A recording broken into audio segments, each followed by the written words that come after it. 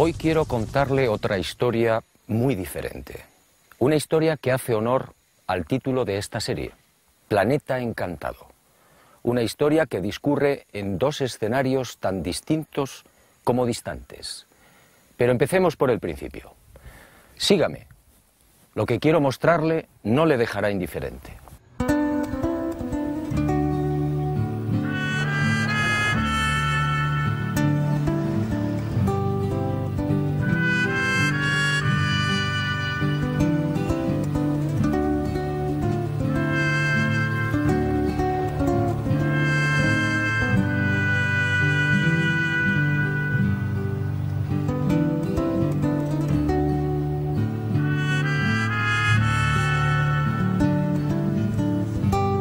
Supe de este nuevo misterio hace muchos años, y como otros quedó dormido en mis archivos hasta que el destino dio la orden.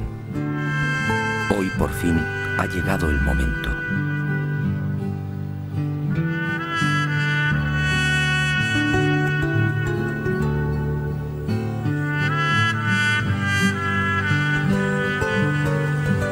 Nuestro objetivo en esta primera parte de la historia fue la bella y escondida Sierra de Ameca, en las proximidades de Ahualulco de Mercado, un apacible y sencillo pueblo minero del estado mexicano de Jalisco.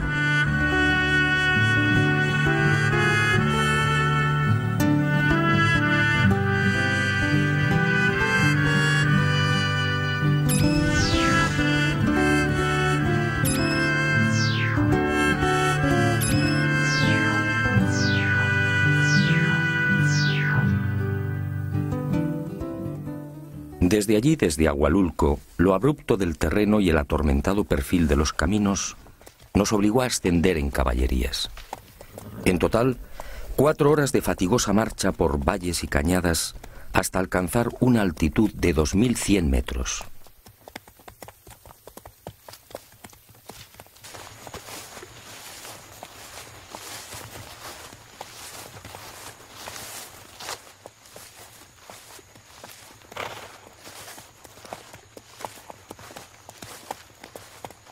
Pero el esfuerzo mereció la pena.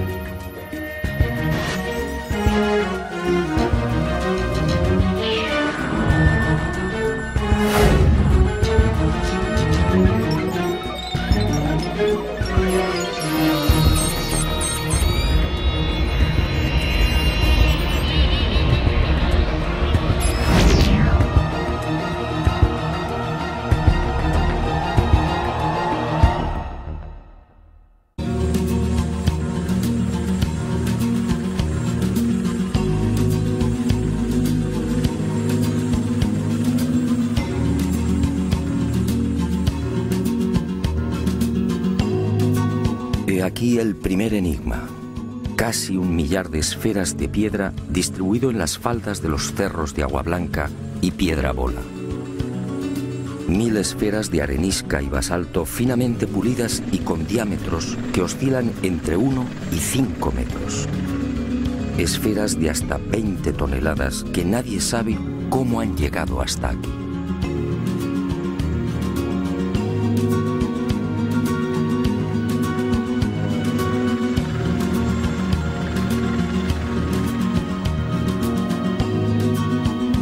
Muchas se presentan semienterradas o escondidas entre los apretados bosques de pinos y encinas.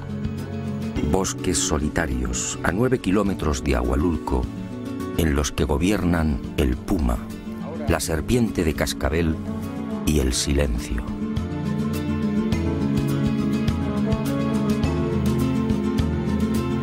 Evidentemente, el hecho de aparecer enterradas o semienterradas concede a estas esferas una notable antigüedad.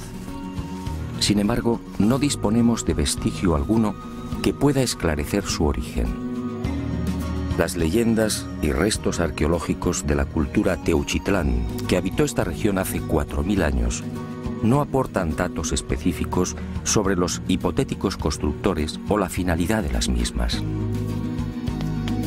Los siguientes asentamientos humanos, entre los que destaca el pueblo Kazkán, tampoco arrojan un mínimo de luz respecto a estas gigantescas esferas. Solo el nombre náhuatl de la primitiva cultura que habitó estos parajes, Teuchitlán o lugar de dioses, podría guardar alguna relación con estas obras gigantescas, más propias de dioses y titanes que de hombres. Pero obviamente esto solo es una suposición.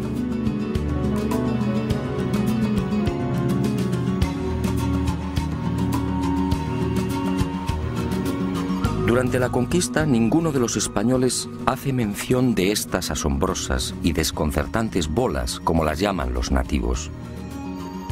En 1524, el poblado de Ahualulco fue conquistado por Cortés de San Buenaventura. Pero las esferas no aparecen en las crónicas. Y aunque resulte extraño, tampoco Cristóbal de Oñate se refiere a ellas cuando en 1547 descubre las ricas minas de hierro, oro y plata de esta región. ¿Cómo llegaron estas inmensas moles hasta lo alto de las laderas a 1400 y 2000 metros de altitud?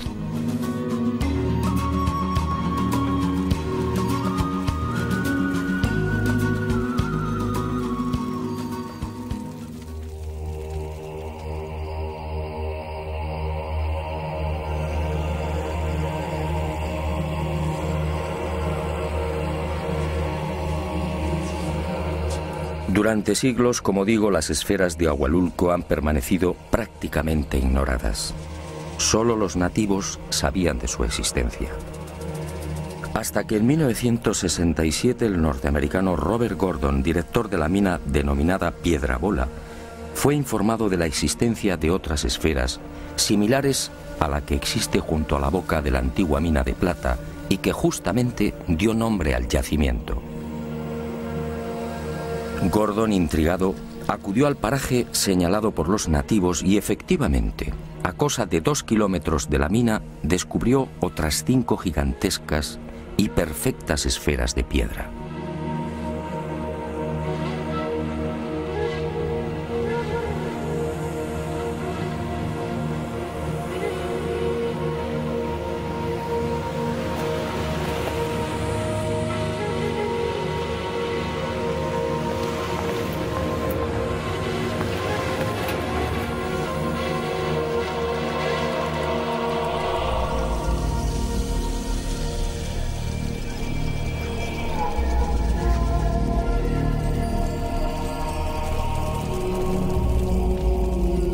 El hallazgo de Gordon fue el principio de una larga cadena de nuevos descubrimientos. El norteamericano envió unas fotografías de las esferas al arqueólogo Matthew Stirling y en diciembre de ese mismo año de 1967 se iniciaron las primeras excavaciones oficiales. Stirling llegó a desenterrar otras 17 grandes esferas, una de ellas de 3.35 metros de diámetro, el resto de 1.80 metros. Y al igual que sucediera con Gordon, Stirling quedó desconcertado. La mayor parte de las bolas presentaba un pulido minucioso e impecable, con un peso aproximado de 10 toneladas por unidad. Aquello no parecía casual. ¿Por qué el mismo diámetro? ¿Cómo se explica la perfecta esfericidad? Y lo más intrigante, ¿cómo transportaron la esfera de 3 metros y casi 20 toneladas de peso hasta la cumbre de la montaña?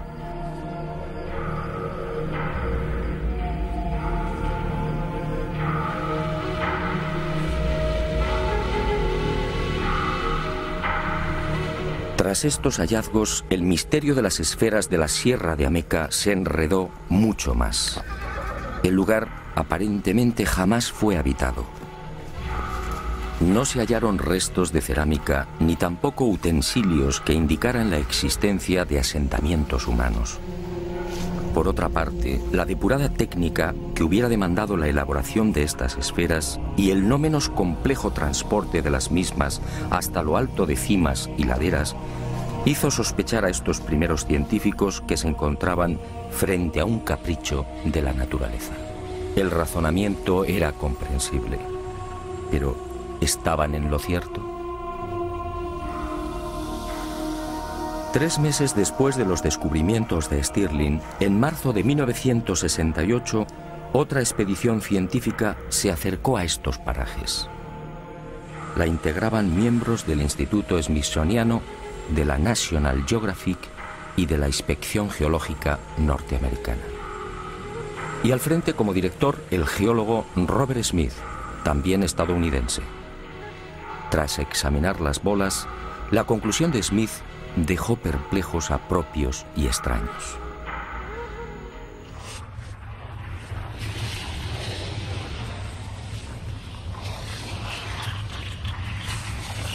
Las esferas mexicanas, aseguró el geólogo norteamericano, están formadas por un cristal volcánico llamado obsidiana. Surgieron hace 40 millones de años como consecuencia de una gigantesca avalancha volcánica.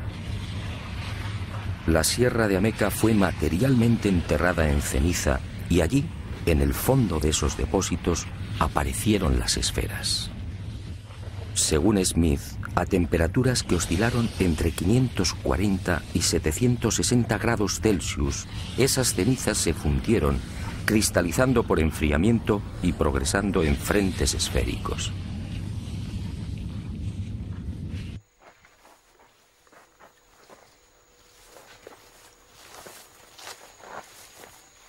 Después, la erosión eliminó el gran colchón de cenizas y las esferas quedaron libres.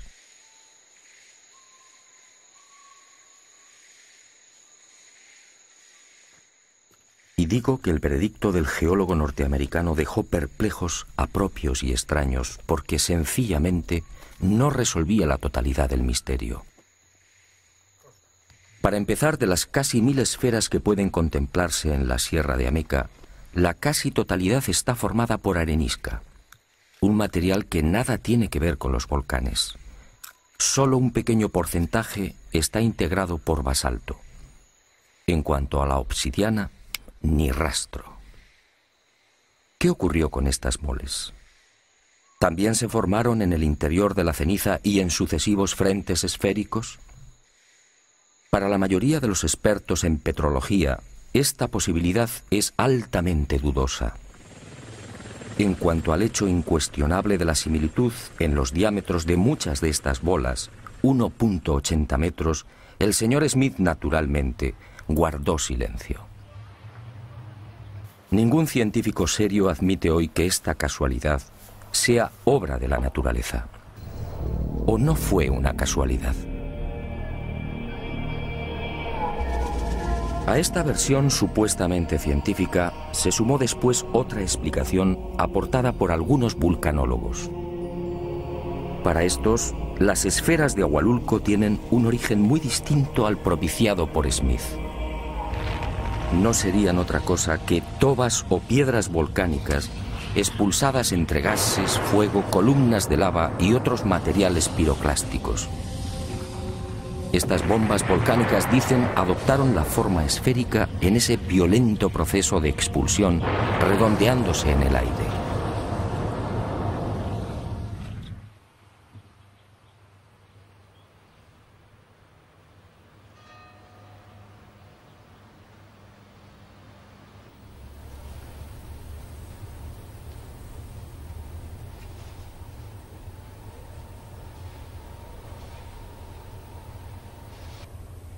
Estas bombas volcánicas no son exactamente esféricas, y es lógico y natural. Pretender que estos materiales, expulsados de los volcanes, se vuelvan esféricos al contacto con el aire, es una afirmación arriesgada. ¿Qué tiene esto que ver con la belleza, con la perfección y con el gigantismo de las esferas de México?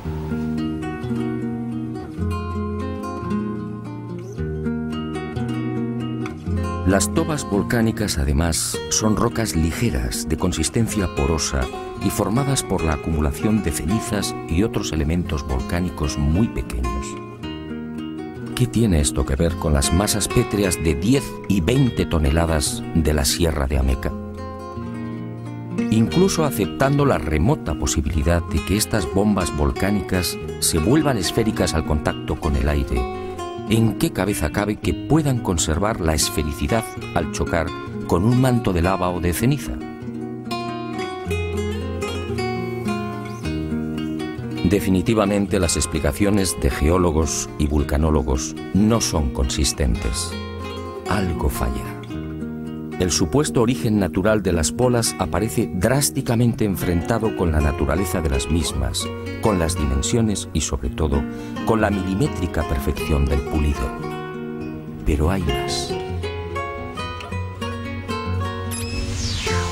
Si echamos un vistazo a la nación mexicana, observaremos que se trata de un país eminentemente volcánico. En estos momentos, según el Catálogo Mundial de Volcanes Activos, México reúne un total de 14, con la calificación de peligrosos. Pues bien, si las esferas de Agualulco fueran el resultado de los fenómenos eruptivos ya mencionados, ¿por qué aparecen únicamente en este lugar del estado de Jalisco? Solo en el llamado eje volcánico mexicano, con una longitud aproximada de 1000 kilómetros, se contabilizan miles de volcanes apagados. Lo lógico es que este tipo de bolas se encontrara repartido en numerosos puntos de dicho eje. Pero no es así. Esta increíble acumulación de casi 1000 esferas solo se da en la referida Sierra de Ameca. Algunos vulcanólogos pretenden justificar la existencia de las esferas por las erupciones acaecidas en la Edad Media y señalan a 3 volcanes como responsables directos: el Ceboruco en el estado de Nayarit, el Volcán de Fuego y su vecino el Nevado, ambos en las proximidades de la ciudad de Colima. El Ceboruco en efecto entró en erupción en 1542 y 1567. En cuanto a los de Colima, del Nevado se sabe que entró en actividad en 1560. Pero los ardientes flujos no fueron más allá de los 10 kilómetros. Si tenemos en cuenta que Agualulco y la Sierra de Ameca se encuentran a 100 kilómetros del Ceboruco y a 140 de Colima, la pretensión de los vulcanólogos no se sostiene.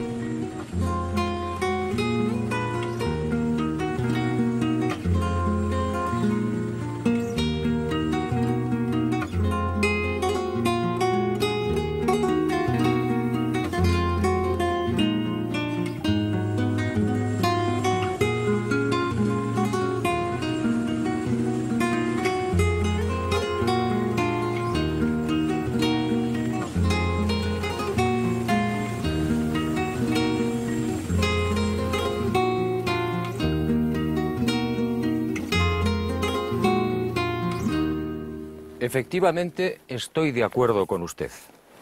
Después de recorrer la Sierra de Ameca y contemplar estas esferas, cuesta trabajo imaginar que semejantes moles son un capricho de la naturaleza. La periodista mexicana Virginia Sendel escribe, y con razón, son demasiado perfectas, demasiado bellas. Los científicos, una vez más, han intentado descafeinar la realidad, pero la historia no ha terminado. Sígame. Estoy seguro que lo que queda por ver le sorprenderá de nuevo.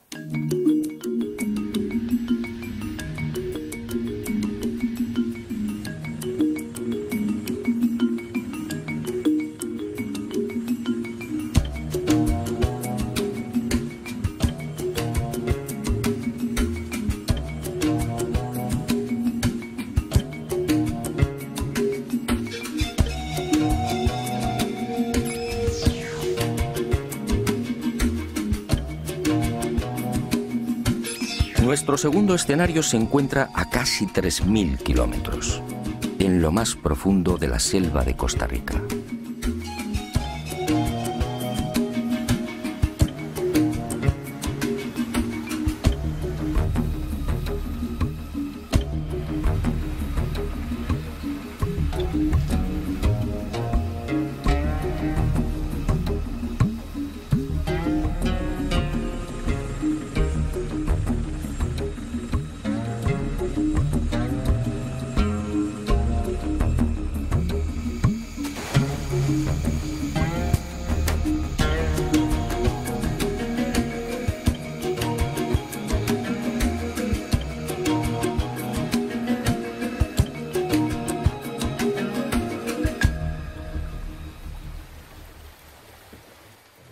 Parece mágico, pero aquí en plena jungla, al sur de Costa Rica, nos aguarda una segunda parte del oscuro enigma de las esferas de piedra.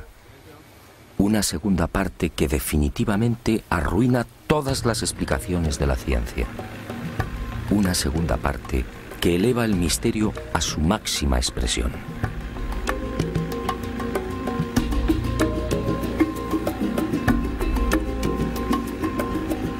Nuestro primer objetivo exige cruzar buena parte del delta del Diquís y la enmarañada y peligrosa jungla por la que discurre el río Sierpe.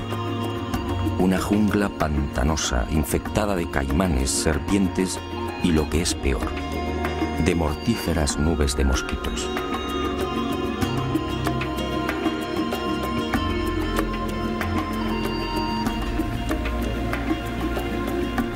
Afortunadamente, la jornada transcurre sin incidentes de gravedad y con los últimos rayos del sol alcanzamos al fin el gran secreto de Palmar Sur.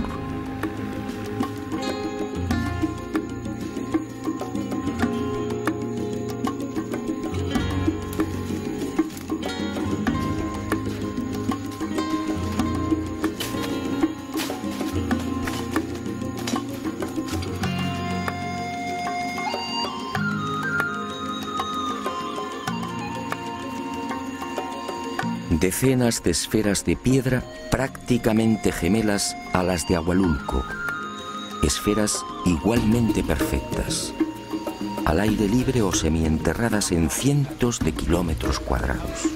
Esferas de un pulido exquisito, casi imposible.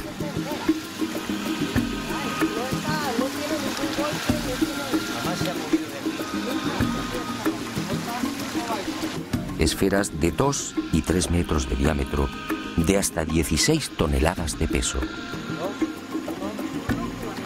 1,45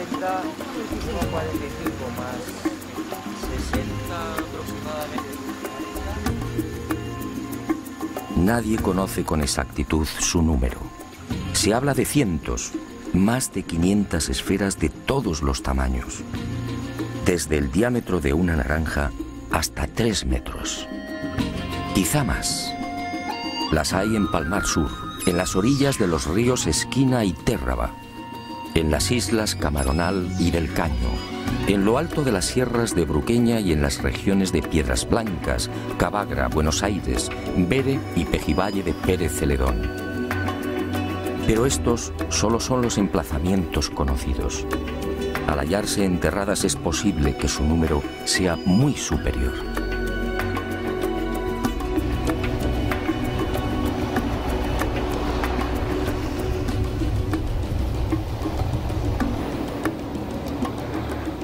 Como en el caso de México, los nativos conocían su existencia desde mucho antes de la llegada de los conquistadores españoles.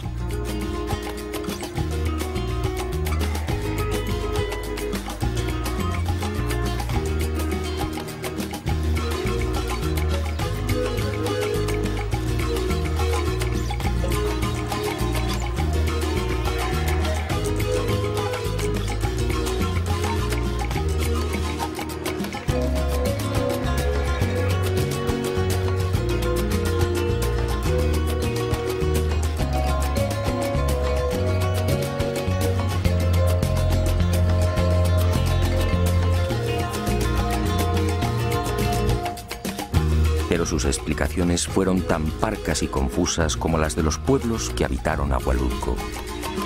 Todos se limitaron a señalar al cielo, asegurando que las esferas eran obra de los dioses.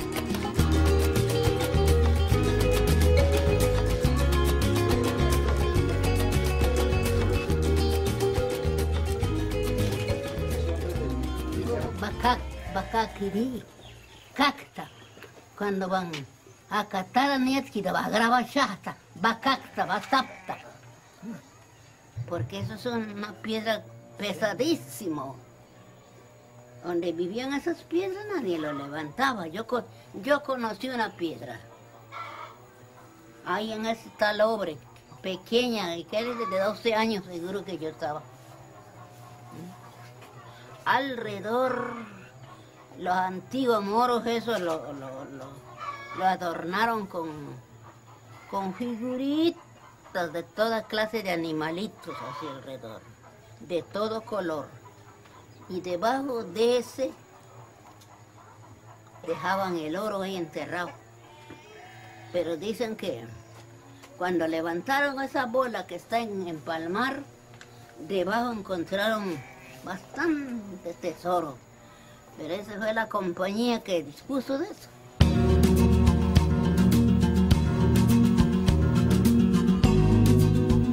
Fue a partir de 1930 cuando los arqueólogos tomaron contacto por primera vez con este fascinante enigma.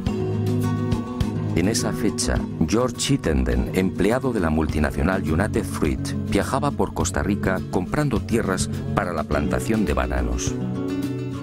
Y fue en una de esas incursiones por la selva cuando Chittenden descubrió una serie de extraños montículos. Y sobre ellos, las formidables esferas de piedra. A su regreso a San José, informó a la doctora Doris Stone. 10 años después, a lo largo de 1940 y 1941, Stone se trasladó al Delta, procediendo al primer estudio científico y sistemático de las increíbles bolas.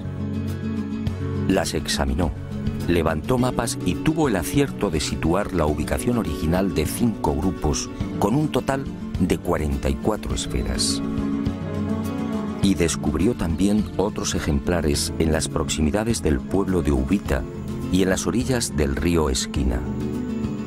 En 1943 publicaría un primer trabajo que, lógicamente, llamó la atención de otros investigadores. Entre estos destacaron Mason y Samuel Lothrop, de la Universidad de Harvard. Ambos se adentraron también en las selvas y ríos de Costa Rica con el loable afán de desentrañar el singular misterio. Pero tropezaron con un grave obstáculo. Lamentablemente, la compañía flutera norteamericana ignoró el indudable interés arqueológico de las esferas. Y con una absoluta falta de escrúpulos, anteponiendo el dólar a la cultura, removió tierras y cauces, destruyendo muchos de los ejemplares o cambiándolos de ubicación. Para colmo de males, otras esferas fueron igualmente removidas de sus emplazamientos originales y trasladadas a cientos de kilómetros. Y hoy adornan casas y jardines particulares, así como parques públicos, bancos y edificios oficiales.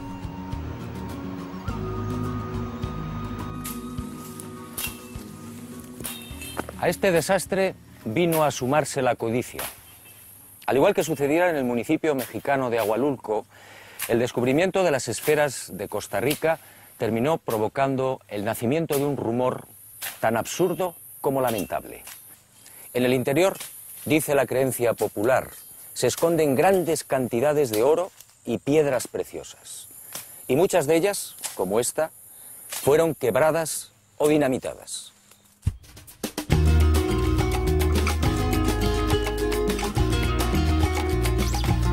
Pero arqueólogos e investigadores siguieron trabajando. En este caso, a diferencia de lo ocurrido en México, los costarricenses fueron mucho más sensatos y prudentes que sus colegas, los norteamericanos. A nadie se le ocurrió esgrimir el absurdo argumento de los volcanes. Las esferas de Costa Rica son obra humana. De eso no cabe la menor duda. En cuanto a las preguntas clave, ¿quién, cómo y para qué las hicieron? La mayoría de los expertos no tiene respuestas, al menos satisfactorias. Sencillamente, es un misterio de momento.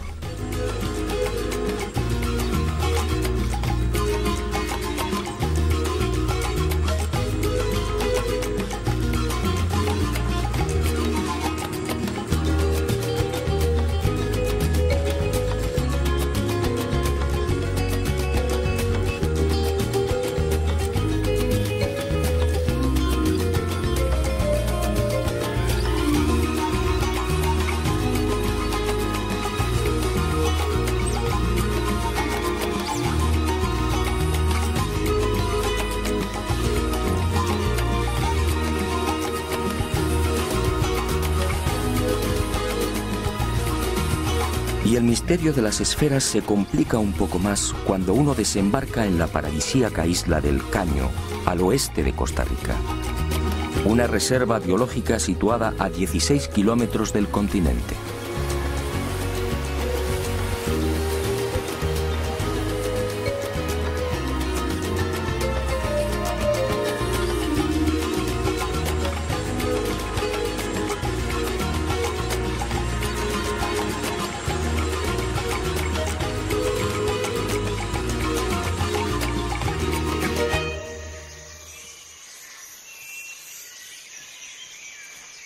En este lugar fueron descubiertas unas 10 esferas. Hoy solo quedan 2. Y surge una pregunta obligada. ¿Cómo las trasladaron? En esta isla, por supuesto, no hay canteras. Las bolas necesariamente tuvieron que llegar desde tierra firme. Y el enigma, como digo, se complica.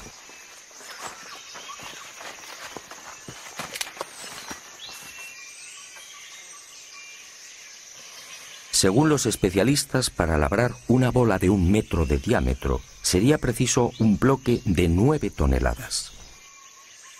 ¿Cómo se las ingeniaron los constructores para transportar semejantes moles a través del océano? ¿En qué clase de embarcaciones? ¿Qué tipo de navío podría soportar una carga semejante?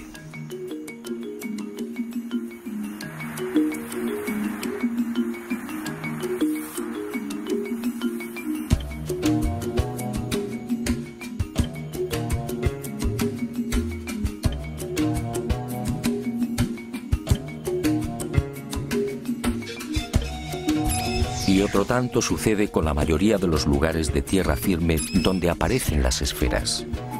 En la jungla, por ejemplo, tampoco hay canteras. Para encontrar los necesarios depósitos de granito es preciso viajar al norte, a la sierra, es decir, a cientos de kilómetros. Y no hay más remedio que repetir las preguntas. ¿Cómo salvaron los ríos? ¿Cómo se las ingeniaron para atravesar valles, pantanos y colinas?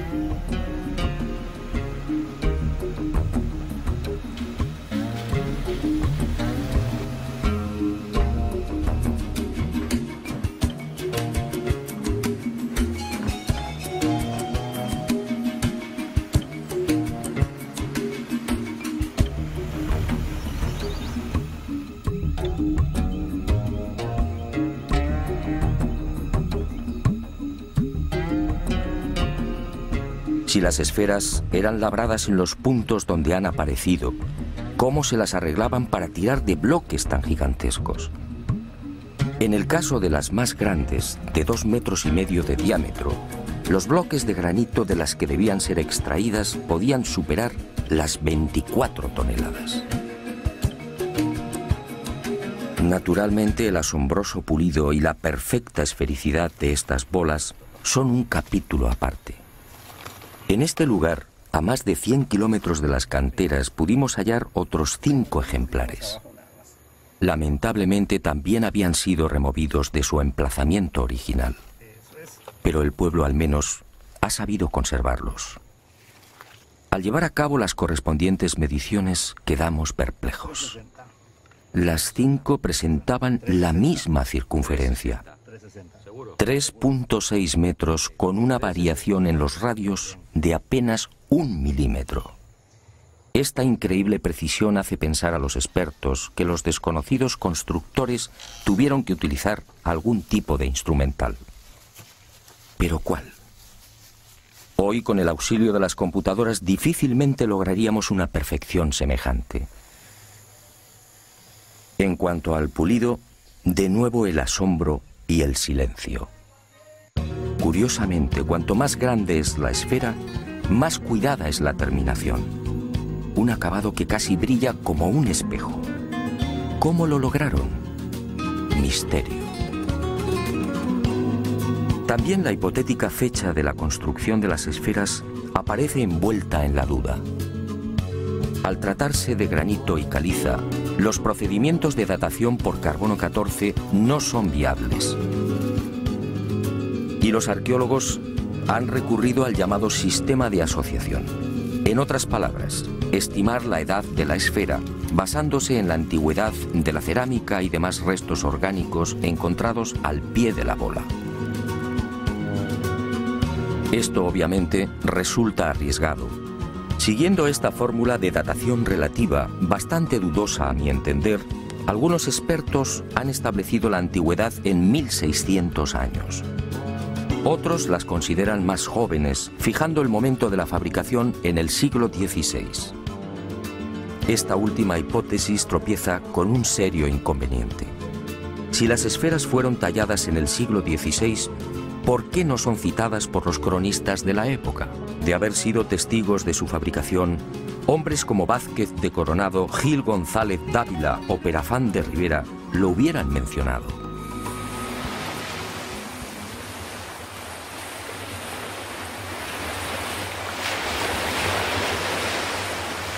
Para algunos investigadores más osados que la arqueología tradicional, estas esferas podrían tener entre 2000 y 3000 años como mínimo. Y fundamentan su razonamiento en el interesante proceso de hundimiento de las mismas. Muchas de ellas, de 2 y 3 metros de diámetro, se encuentran prácticamente enterradas o semienterradas.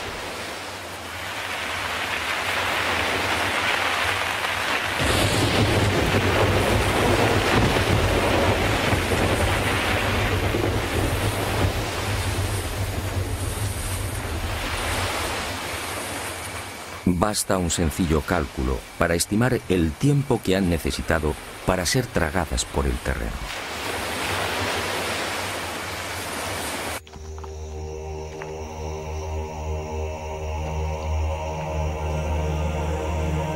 Sea como fuere, lo que parece cierto es que estas magníficas y colosales esferas fueron construidas mucho antes de la llegada de Colón. ¿Pero para qué? ¿Cuál pudo ser su finalidad? Sobre este importante capítulo, la disparidad de criterios es todavía mayor.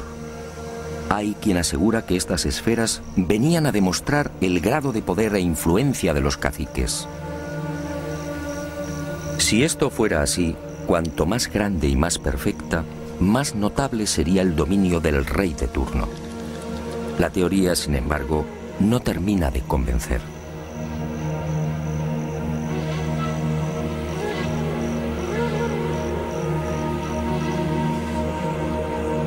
Otros las asocian a enterramientos, quizá como un elemento de culto. Y aunque se sabe de algunas muy pequeñas que han sido halladas en tumbas junto a objetos de cerámica y joyas de oro, la hipótesis no resulta muy sólida. De las 500 bolas que han sido localizadas hasta el momento, ninguna aparece sobre una necrópolis.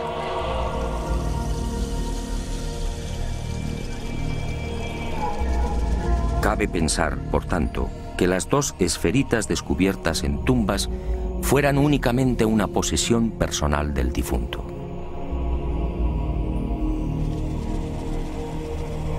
Para el profesor Lothrop, el hecho de aparecer en grupos podría insinuar una serie de conocimientos astronómicos por parte de los constructores. La doctora Stone, como se recordará, descubrió un grupo con un total de 44 bolas. También en las proximidades de Piedras Blancas se hallaron otras 15 esferas perfectamente alineadas. ¿Se trata de mapas celestes? ¿Indican la posición de las estrellas? Hasta hoy, que yo sepa, nadie ha profundizado en esta sugerente posibilidad.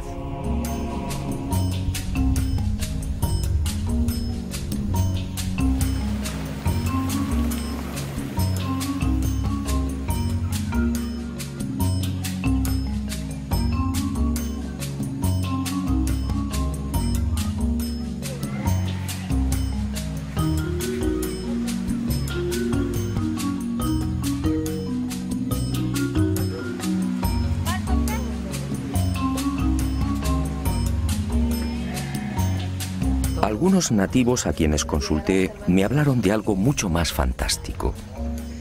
Según la tradición heredada de sus ancestros, estas esferas son poderosos centros de energía. Una especie de focos que irradian fuerza y bienestar y que afectan a la vitalidad y salud de personas, animales y plantas.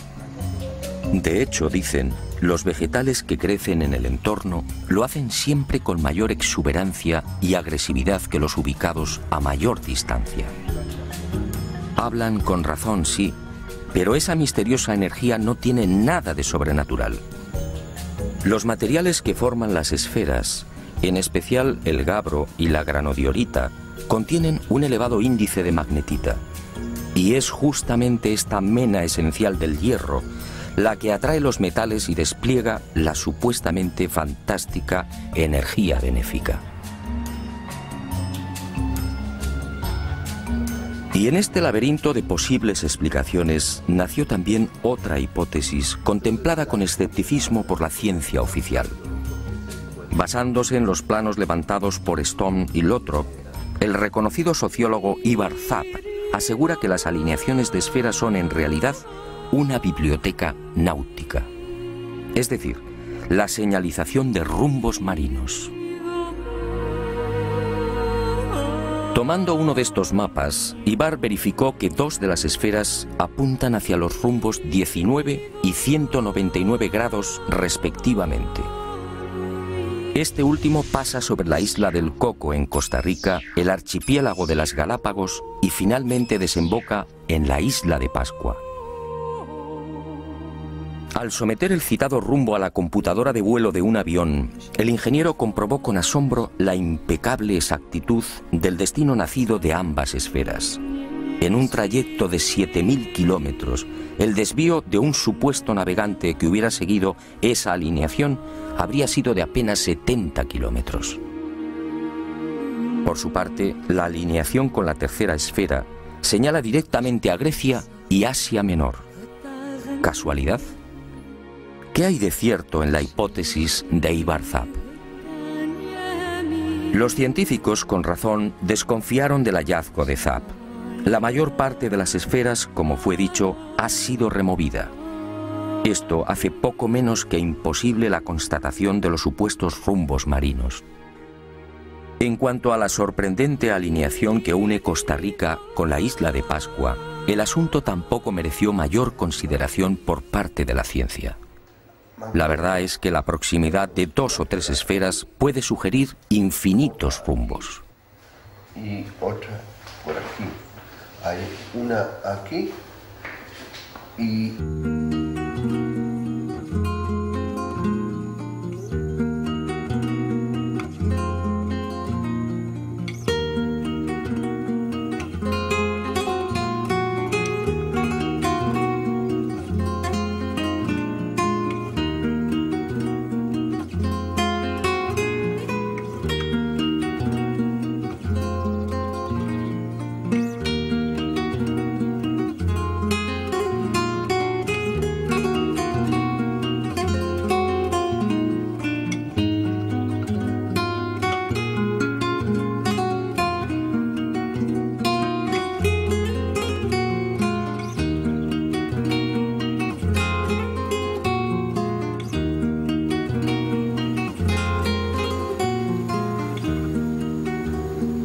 Pero Ivar Zapp sí parece tener razón en algo.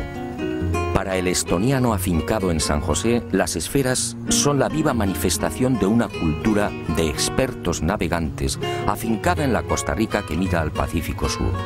Una cultura precolombina de la que apenas queda constancia y que fue mencionada por Cristóbal Colón en su último gran viaje entre los años 1502 y 1504, los Tiguares.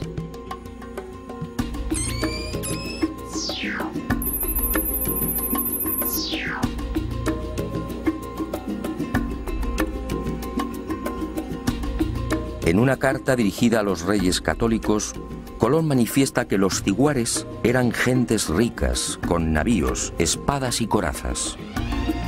Y habla incluso de algo asombroso, siempre rechazado por los historiadores. Según los indios, en esas tierras del oeste, a 9 jornadas desde el Atlántico, existían ya caballos. Caballos utilizados para el transporte y la guerra. ¿Caballos? ¿Cómo es posible en 1502? Según la historia oficial, los caballos fueron introducidos en América por los conquistadores españoles.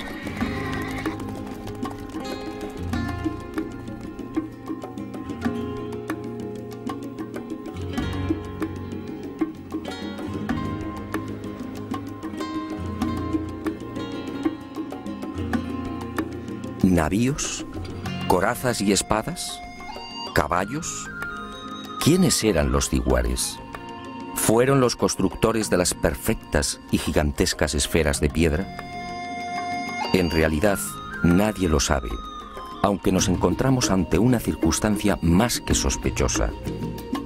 Esa civilización vivía justamente en la región de Golfo Dulce, es decir, en unas tierras en las que se ha descubierto la mayor concentración de esferas.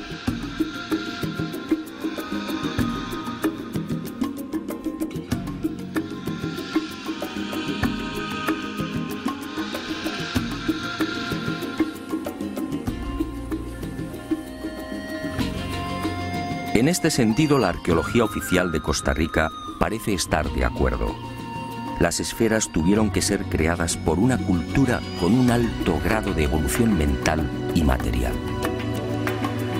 Un pueblo con una especial sensibilidad y un notable sentido de la abstracción. Si observamos la naturaleza, comprobaremos que las esferas perfectas no existen. Y si es así, ¿cómo pudieron imaginarlas? ¿De dónde llegó esa sabiduría? ¿Por qué los nativos repiten una y otra vez que son creación de los dioses que bajaron del cielo? ¿Fueron los ciguares instruidos por esos familiares dioses? Como puede ver, el misterio de las esferas de México y Costa Rica sigue en pie. Y me alegro. Después de 30 años de investigación, he aprendido que los enigmas no deben ser desvelados. Solo así podemos seguir soñando. Y ahora sígame. Vayamos al encuentro de otro maravilloso sueño.